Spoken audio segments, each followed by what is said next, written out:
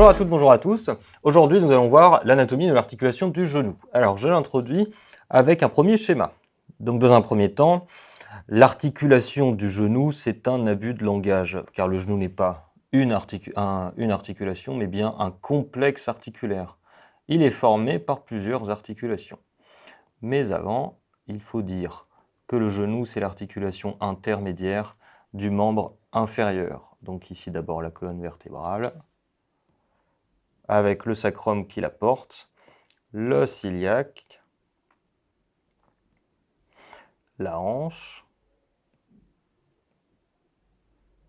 et il y a le genou qui apparaît. Le genou, c'est la jonction d'une part entre le tibia et le fémur, l'articulation fémoro-tibiale, et l'articulation fémoro-patellaire. La patella est située juste en avant du fémur, comme ceci.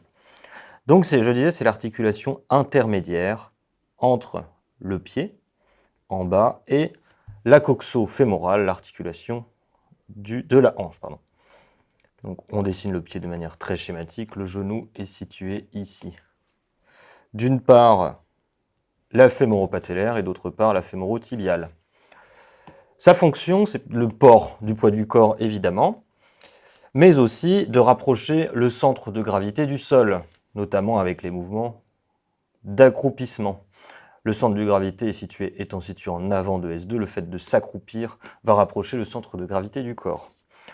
On remarque que, à l'instar de la hanche, toutes les structures sont distendues postérieurement. Il est en extension. Cette configuration, alors je dessine quand même assez rapidement le reste du corps schématiquement. Cette angulation, cet alignement fémoro-tibial est une conséquence de l'évolution.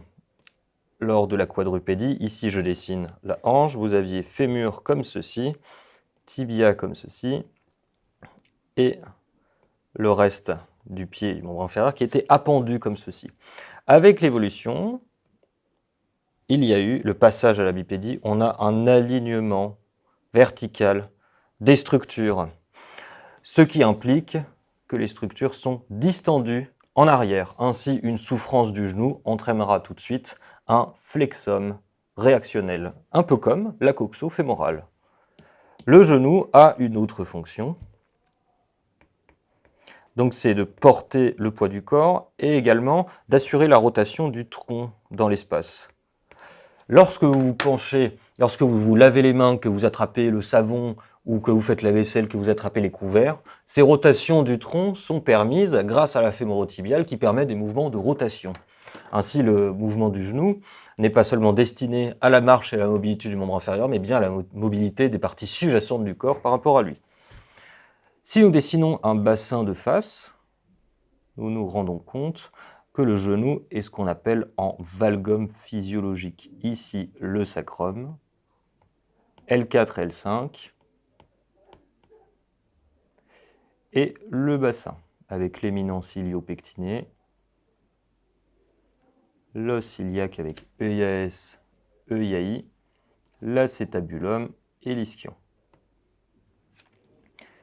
Donc ici, nous avons la coxo-fémorale.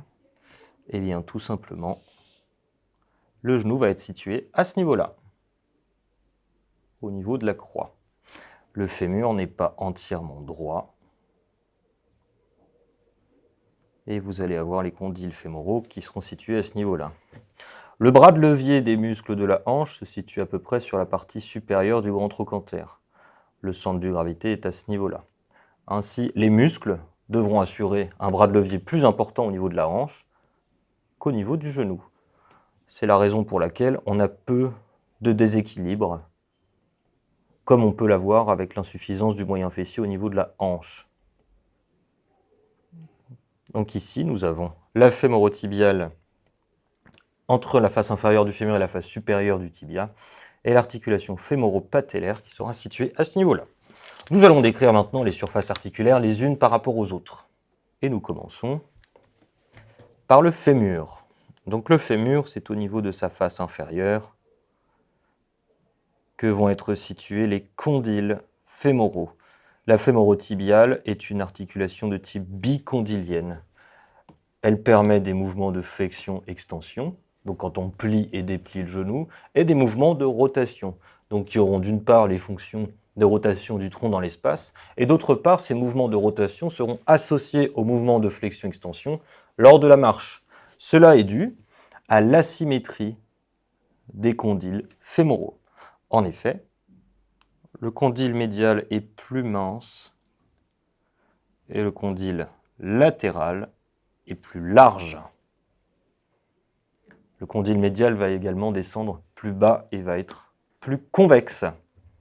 Bien que les deux condyles fémoraux soient convexes, le condyle médial le sera plus. Et la surface articulaire du tibia sera configurée de la même manière. Ici, nous avons la tête fémorale qui va dépasser médialement sur une vue inférieure du fémur.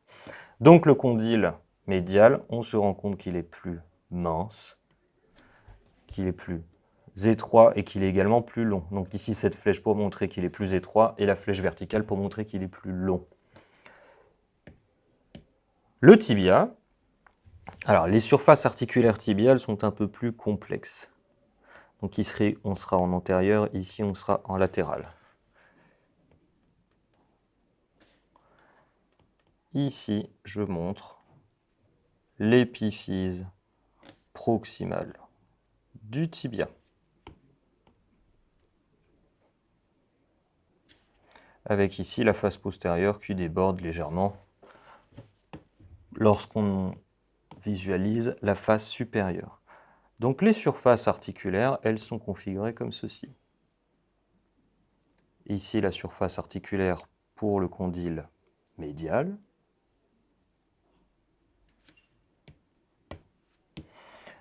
Et la surface articulaire latérale qui sera comme ceci.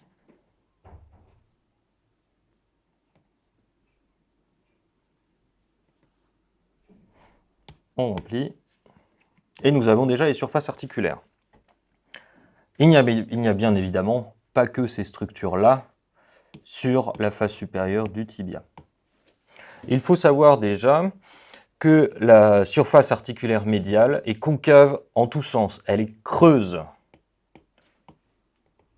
Cette surface-là est creuse, elle va accueillir le condyle médial qui est convexe.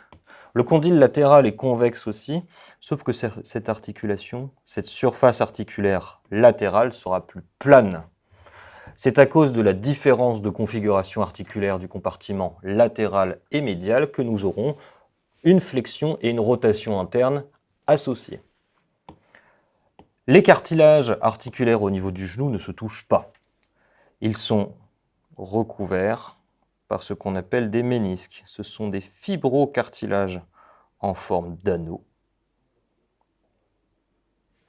Le ménisque interne est en forme de C et le ménisque externe, le ménisque latéral, en forme de O, moyen mémotechnique, Citroën, ménisque externe, interne en forme de C, ménisque externe en forme de O. Et voici le ménisque externe.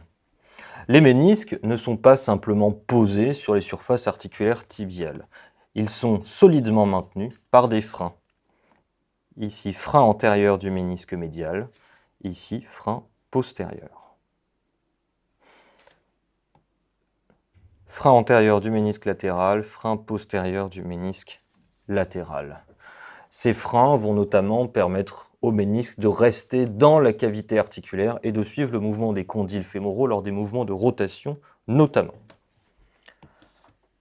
Nous avons également la capsule articulaire qui va s'attacher au pourtour de l'épiphyse supérieure du tibia. C'est ce que je représente en pointillé.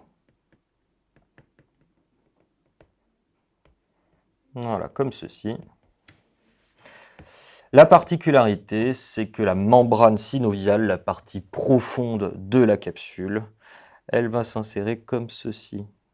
Elle va prendre en compte les condyles fémoraux et les ménisques.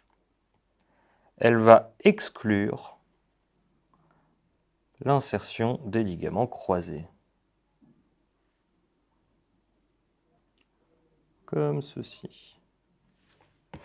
Si je représente l'insertion des ligaments croisés, elle sera présente ici pour le croisé antérieur, et ici pour le croisé postérieur qui va légèrement déborder sur la face postérieure de l'épiphyse proximale du tibia. On dit que les ligaments croisés sont intracapsulaires et extra-synoviaux.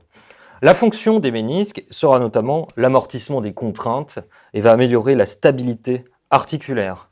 La partie périphérique est très solide et la partie axiale est assez mince. C'est surtout les cornes antérieures et postérieures des ménisques qui vont travailler. Et c'est à ce niveau-là qu'aura lieu les lésions. La jonction entre la partie périphérique et la partie axiale sera facilement lésée. Ensuite, nous allons passer à une autre vue pour mieux visualiser l'articulation fémoro-tibiale. Pour cela, on va faire une vue en 3 dimensions. Donc ici, on sera en sup, ici post, ici médial. Donc vue postéro-médiale. Ici, la partie supérieure de l'épiphyse proximale du fémur. On a coupé le fémur, je représente donc les travées osseuses. Ici, nous avons la fin de la ligne âpre avec l'épiphyse distale du fémur.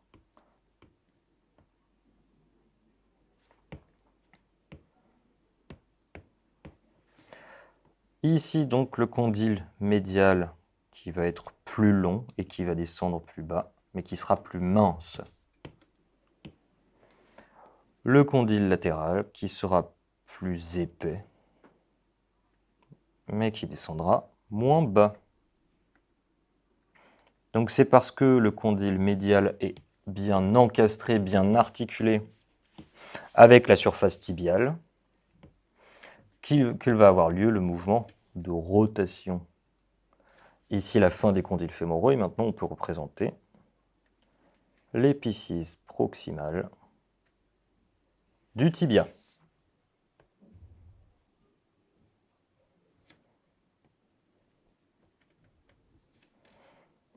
Avec ici le début de la face médiale du tibia. Donc l'épiphyse proximale, elle est ici, ce qu'on appelle le plateau tibial. Donc cette surface articulaire, pour le condyle médial, elle sera concave en tous sens, donc plutôt creusée, comme ceci. Et le condyle médial va s'imbriquer dedans. Pour le condyle latéral, la surface est plane. On va utiliser un autre bleu pour mieux la différencier.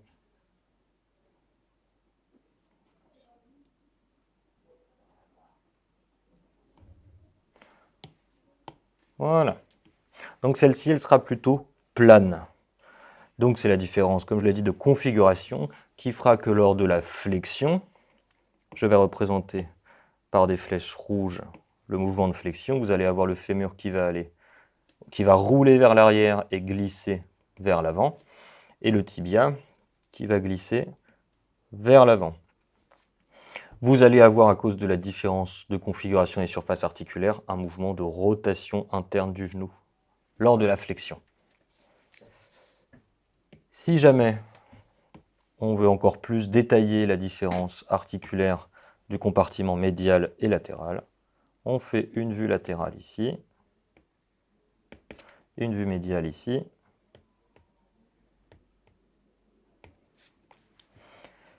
au niveau latéral, donc on va avoir la surface qui est plane.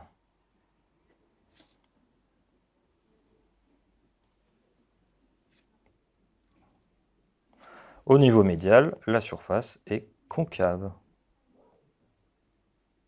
Elle n'est pas aussi concave que ça, mais c'est pour caricaturer, comme ça on comprend bien. Voilà, le condyle latéral sera vraiment comme ceci. Le condyle latéral, donc on voit que les deux surfaces articulaires ne s'emboîtent pas réciproquement. Ce sera surtout le compartiment latéral qui va bouger en rotation lors des mouvements de flexion-extension. Parlons maintenant de l'articulation fémoro-patellaire, la deuxième articulation du genou qui est située antérieurement, donc vue antérieure, ici supérieure, ici médiale, avec l'épiphyse distale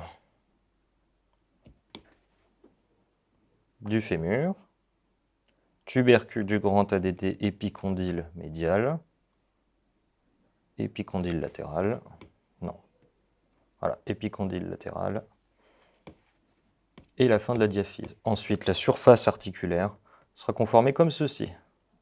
La fémoro-patellaire est une articulation trochléaire, ou ginglime, en forme de poulie. Vous remarquez que la partie latérale de la surface articulaire est renforcée. Tout simplement parce que le genou est en valgum physiologique. Il est un petit peu incliné. Donc l'action du quadriceps, ce que je vais représenter en rouge, va plutôt tracter la patella vers le dehors. Afin d'éviter une luxation de cette dernière, le corps a renforcé le compartiment externe de cette articulation. Au-dessus de la surface articulaire, vous avez une petite fosse et l'insertion de la capsule va prendre en compte cette fosse. Le but, c'est lors des mouvements d'extension notamment, sous l'influence du quadriceps, la patella va connaître une ascension et elle va buter dans cette fosse qui va limiter son mouvement. Si à côté, je fais ici une vue latérale, une vue postérieure, pardon, vous allez avoir la visualisation de la surface articulaire patellaire en forme de poulie, avec la partie latérale, la joue latérale de la poulie, plus importante. Le reste du corps de la patella, elle est triangulaire à sommet inférieur. La capsule va s'insérer au pourtour du cartilage. Voilà pour la description des surfaces articulaires.